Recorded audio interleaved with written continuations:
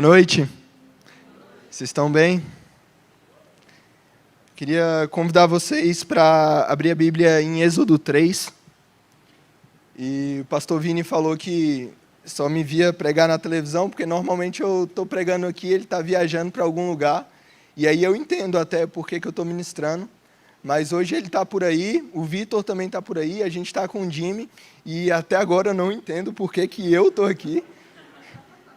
A minha oração durante o momento de louvor era exatamente o que estava sendo cantado na música. Eu falava para Jesus: Jesus, eu não trouxe nada para a mesa, apenas uma fome, uma sede, e eu dependo totalmente do Senhor, e glória a Deus por isso, amém? Êxodo 3, a partir do verso 13, vai dizer bem assim: Moisés perguntou: quando eu chegar diante dos israelitas e lhes disser, o Deus dos seus antepassados me enviou a vocês, e eles perguntarem, qual é o nome dele? Que lhes direi? Disse Deus a Moisés: eu sou o que sou. É isto que você dirá aos israelitas: o eu sou me enviou a vocês. Disse também Deus a Moisés: o Senhor, o Deus dos seus antepassados, o Deus de Abraão, o Deus de Isaque, o Deus de Jacó, enviou-me a vocês. Esse é o meu nome para sempre, nome pelo qual eu serei lembrado de geração em geração. Eu gostaria de repetir essa última parte. Esse é o meu nome para sempre, nome pelo qual serei lembrado de geração em geração. Amém?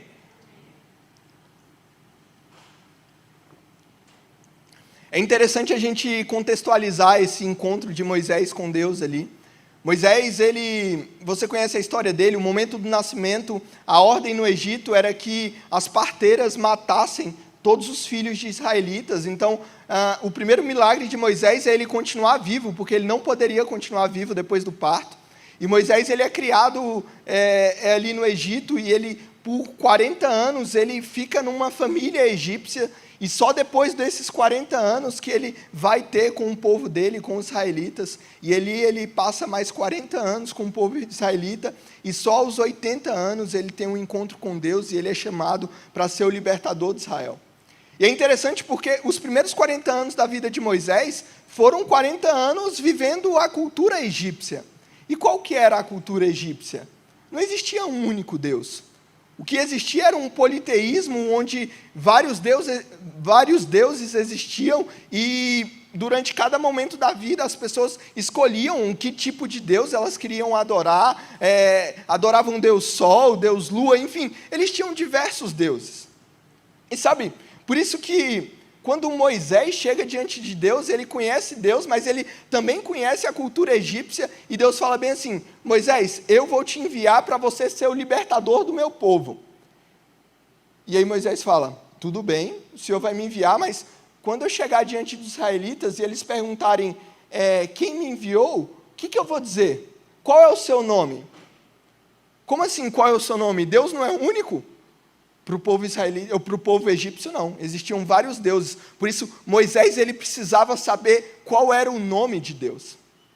Mas Deus ele não fala um nome como a gente está acostumado. A declaração de Deus aqui é clara. Quando eles perguntarem quem eu sou, diga apenas o seguinte: o eu sou me enviou a vocês. Deus fala bem assim: olha, quando perguntarem o meu nome, a resposta é: eu sou. E é interessante porque nessa cultura de politeísmo, é algo que parece tão distante. A gente está falando sobre o povo egípcio, mas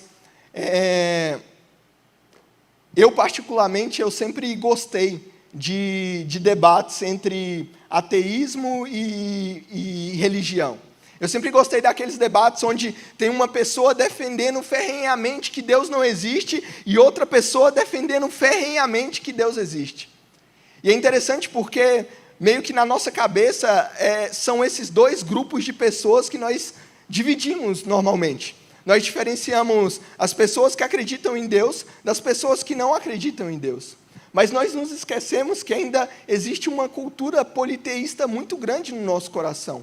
Então eu acho que se fosse fazer uma pesquisa a respeito de crença em Deus, a pergunta não deveria ser: você acredita em Deus ou não? A pergunta deveria ser: em qual Deus você acredita? Porque a verdade é que todos nós, de alguma maneira, nós acreditamos em algum Deus. Alguns de nós acreditamos que nós mesmos somos deuses. Alguns de nós acreditamos que tem vários deuses. E alguns de nós acreditam que Deus é único.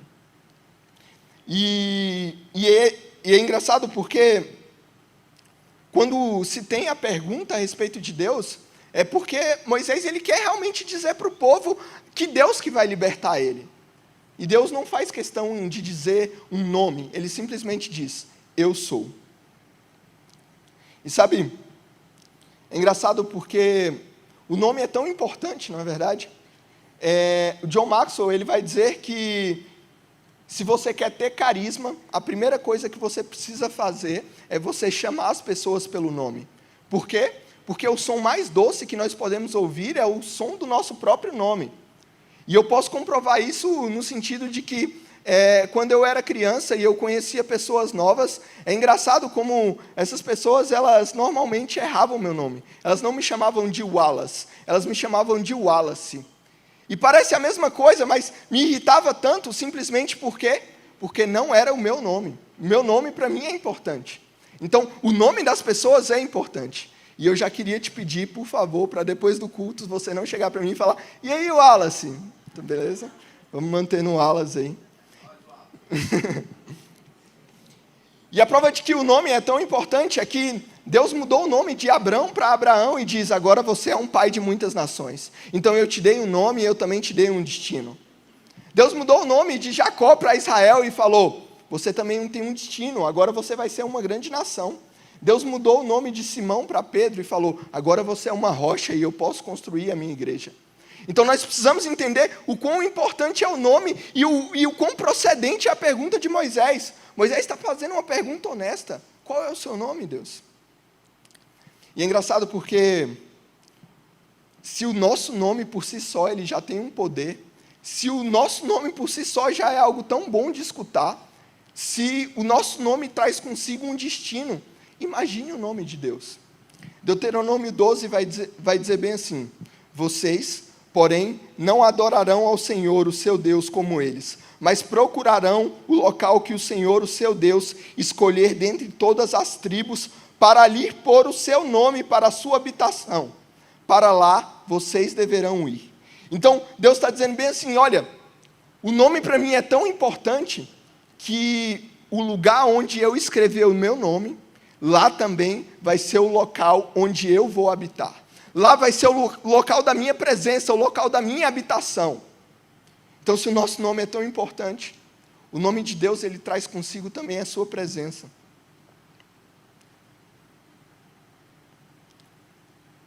E sabe, quando nós sabemos que o nome de Deus, ele carrega consigo a sua presença, a gente pode se perguntar, então tudo bem, eu já entendi isso, então se eu simplesmente colocar o nome de Deus em alguma coisa, isso significa que ele vai estar lá? E eu tenho duas respostas. A primeira é que sim, mas por que sim? Porque Deus é onipresente, ele está em todos os lugares. Então, se você invocar o nome de Deus, ou se você não invocar, se você escrever ou se você não escrever, ele vai estar lá do mesmo jeito. É um atributo dele. Ele é onipresente. Mas sabe, existe duas presenças muito diferentes de Deus. Existe essa presença da onipresença e existe uma presença gloriosa. E é essa presença gloriosa que nós estamos em busca todos os dias. Então, como nós fazemos para acessar essa presença? Como nós fazemos para acessar esse local onde Deus colocou o nome dele? E sabe, se nós procurarmos locais que têm o nome de Deus, por diversas vezes, nós vamos achar falhas nesses locais. Nós vamos achar pessoas que se dizem em nome de Deus fazendo coisas absurdamente erradas. Então, simplesmente o fato de ter o nome de Deus não qualifica aquele local como um local da habitação maravilhosa de Deus, certo? Mas o texto é bem claro. O local em que a presença manifesta de Deus habita não é um local onde nós colocamos o nome dele, é um local onde ele mesmo escreve o seu nome. E sabe, por que Deus está dando esse direcionamento claro para o povo aqui em Deuteronômio 12? Exatamente por conta da idolatria. Cara, talvez se falasse para o povo em Israel, o povo ali no Egito naquele momento que, olha, vocês precisam oferecer sacrifícios a Deus. Cara, eles têm uma cultura que, muito provavelmente, eles iam oferecer sacrifício a outros deuses, achando que estava adorando ao Deus de Moisés. Ou eles iam fazer coisas erradas, achando que estavam fazendo a coisa certa. Mas Deus fala, olha, vocês querem saber o lugar onde eu habito? O local onde eu habito é o local onde eu vou colocar o meu nome. Lá vocês podem confiar, que lá é o local onde eu vou estar. E sabe, o nome de Deus ele é tão importante, mas ele é tão importante que criou-se um mandamento para isso. O terceiro mandamento ele vai dizer, não usarás o nome de Deus em vão. E cara, eu não sei se existe um mandamento que nós quebramos mais do que esse dentre os 10. Se você parar para pensar aí, eu vou tomar uma água agora, eu vou te dar a você 10 a 15 segundos, pense na quantidade de expressões que a gente usa no dia a dia, usando Deus, Senhor, Jesus, ou qualquer coisa que seja, que não tem nada a ver com invocar a presença dEle.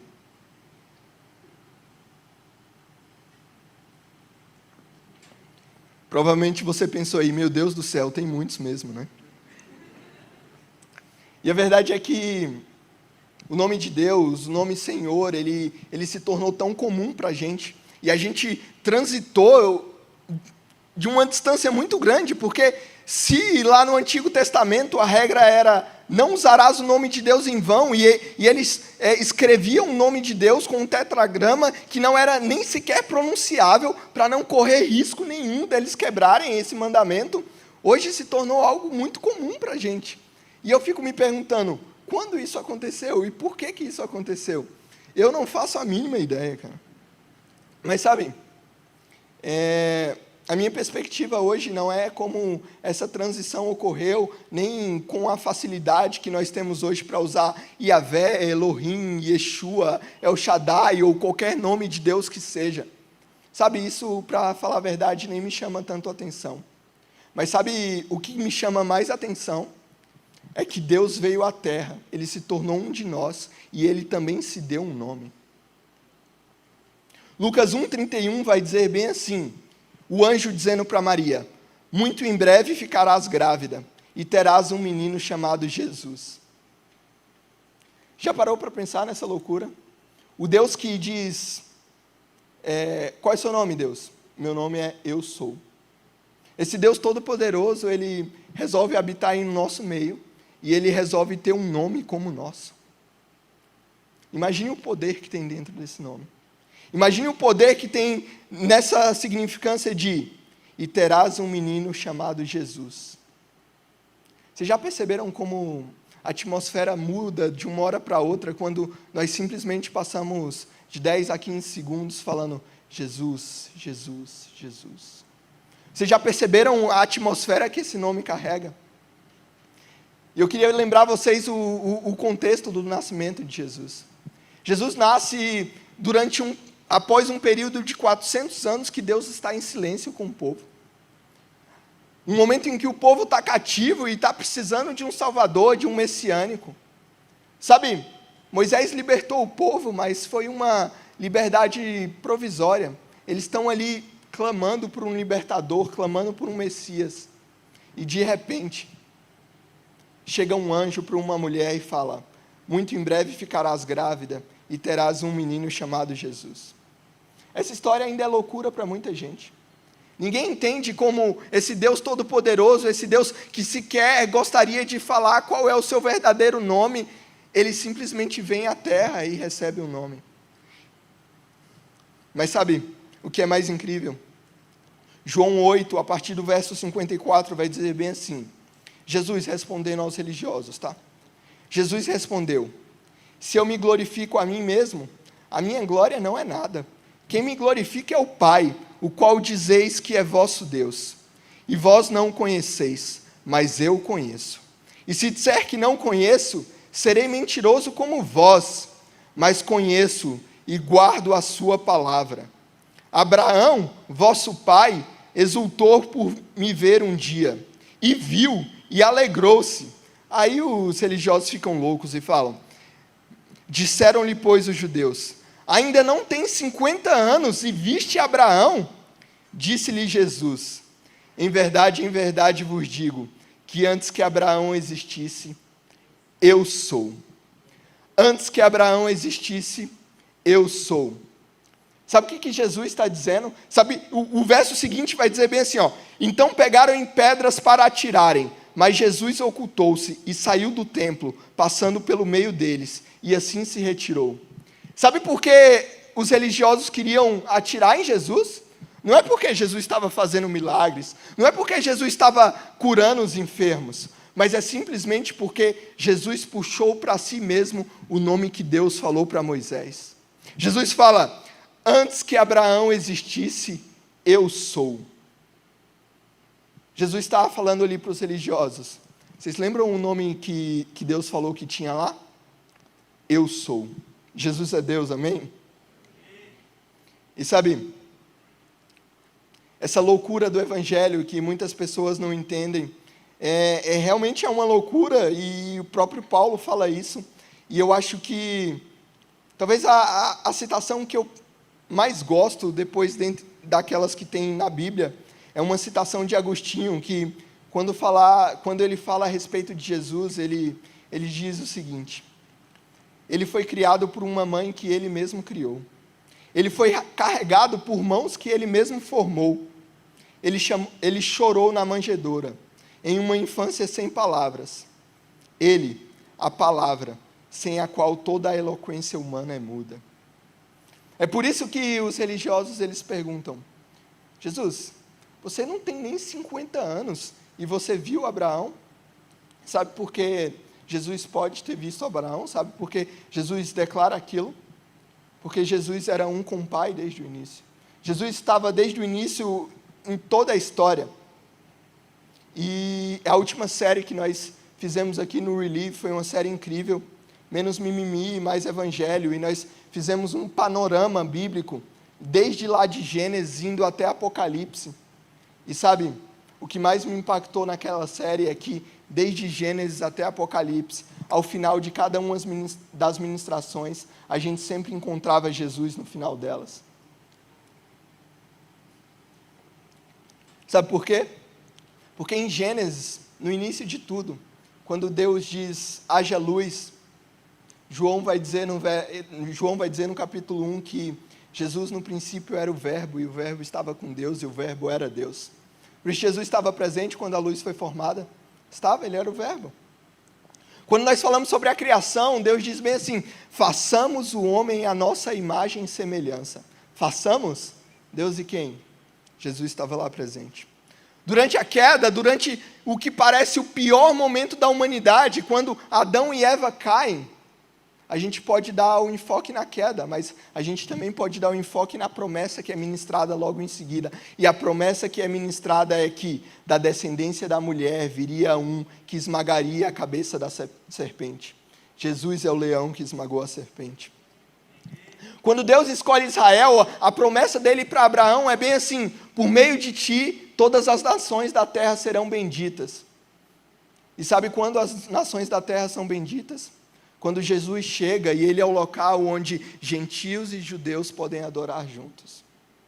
E quando a gente chega na redenção, a redenção é toda a respeito dele. A redenção é como o Verbo se tornou carne, habitou em nosso meio, morreu em nosso lugar, ressuscitou e está vivo eternamente. E depois da redenção, nós entramos na missão da igreja. E qual que é a missão da igreja? Proclamar o nome dele. E tudo termina como? No Apocalipse. E qual é o grande evento do Apocalipse? O casamento entre o noivo e a noiva. A noiva somos nós, igreja. E quem é o noivo? Jesus. Jesus.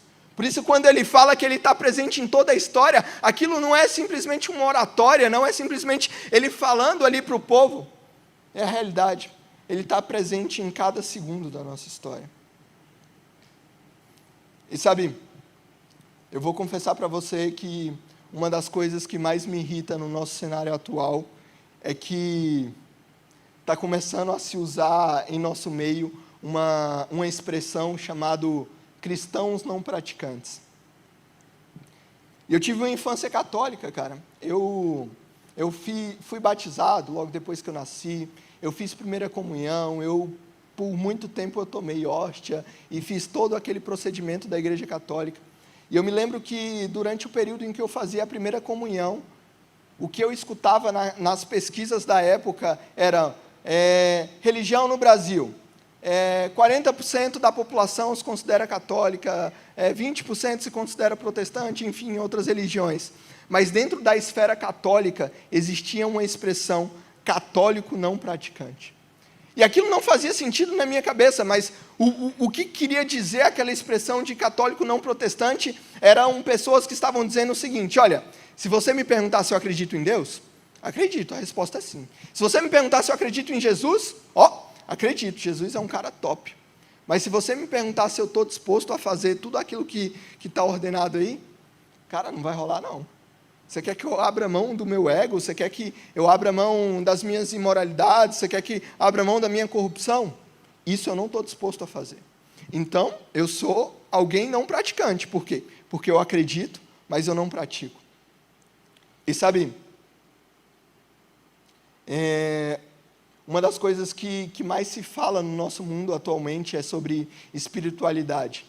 E uma palavra que era para ser tão bonita é algo que na verdade tem me tirado a paciência um pouco. Eu vou confessar um pecado para vocês. Normalmente, quando eu vou para o serviço, eu trabalho um pouco longe, então eu demoro cerca de 40 minutos para chegar no serviço, 1 hora para chegar em casa, então eu sempre vou escutando alguma coisa no carro. Então, quando eu vou para o serviço, normalmente eu vou escutando uma pregação, um podcast cristão, alguma coisa que vai me edificar.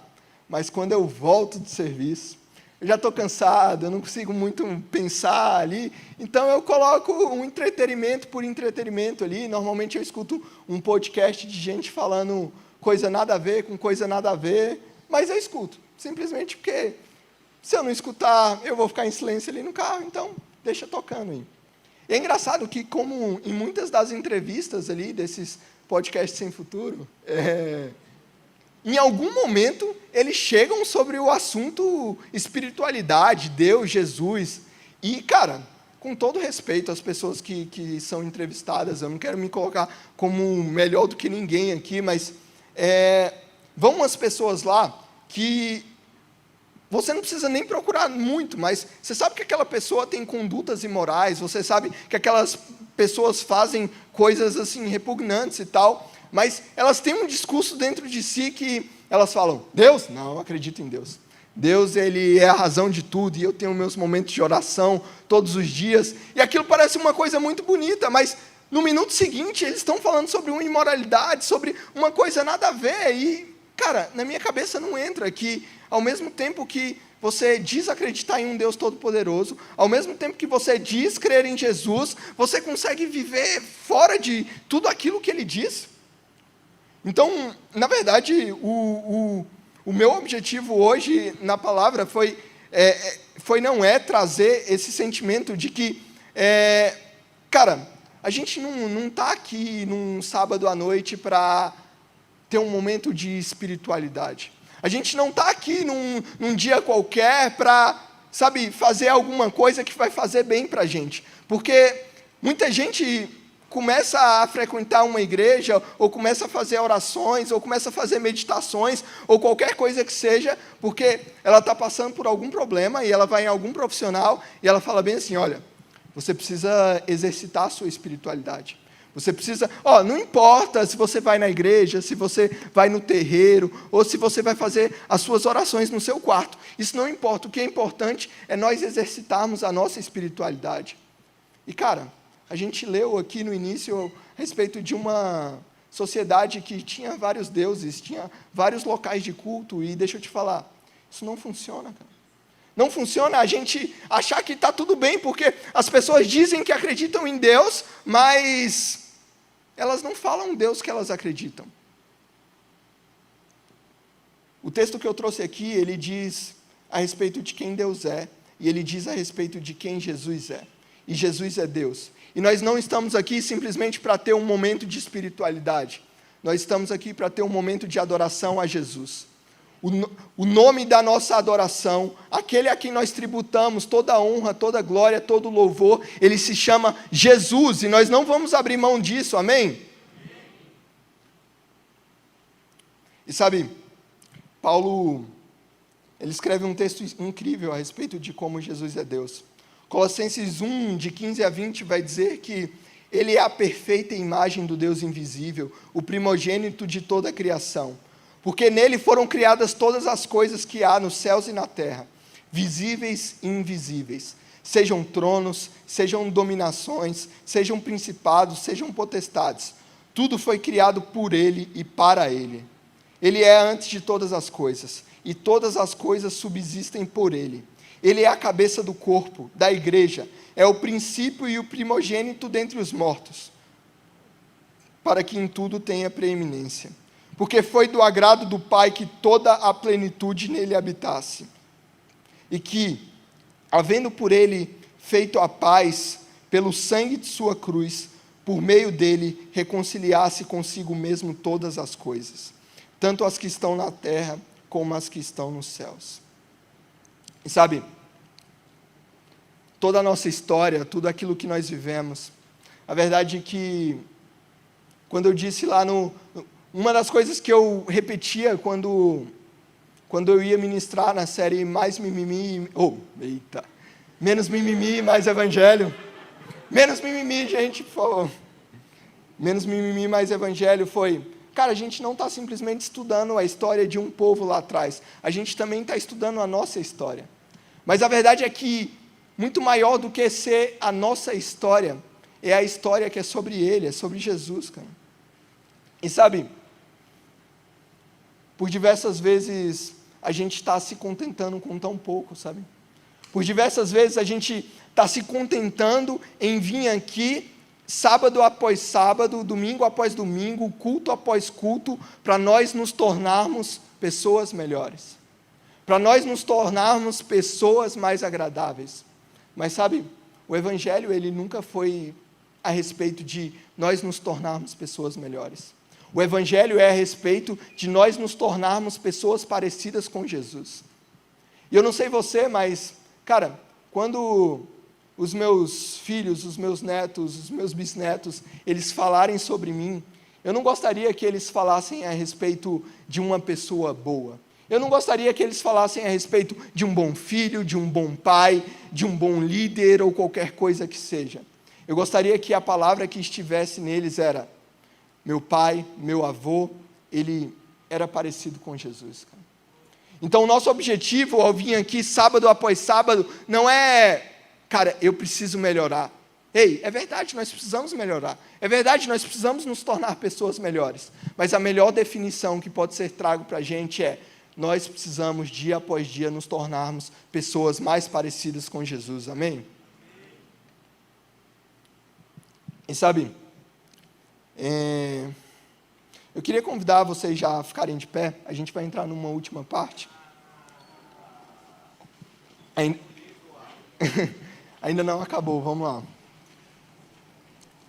É engraçado como nós vivemos em uma transitoriedade na nossa vida muito grande.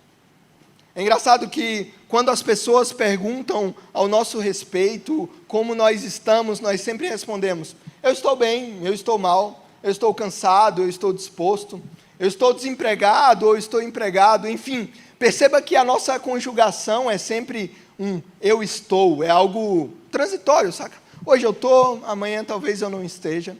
Mas quando Deus fala a respeito do seu nome, ele fala: eu sou. Por quê? Porque Deus, ele é atemporal e ele é imutável. E ele continua sendo o mesmo durante todo o tempo, cara. E sabe, se nós lermos o Evangelho de João, é algo tão maravilhoso.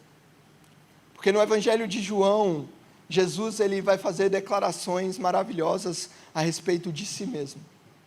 Jesus, ele vai dizer: eu sou o pão da vida. E se nós estamos nele, nós jamais teremos fome. Jesus, ele também vai dizer: eu sou a luz do mundo. E se nós o seguirmos, nós jamais andaremos em treva.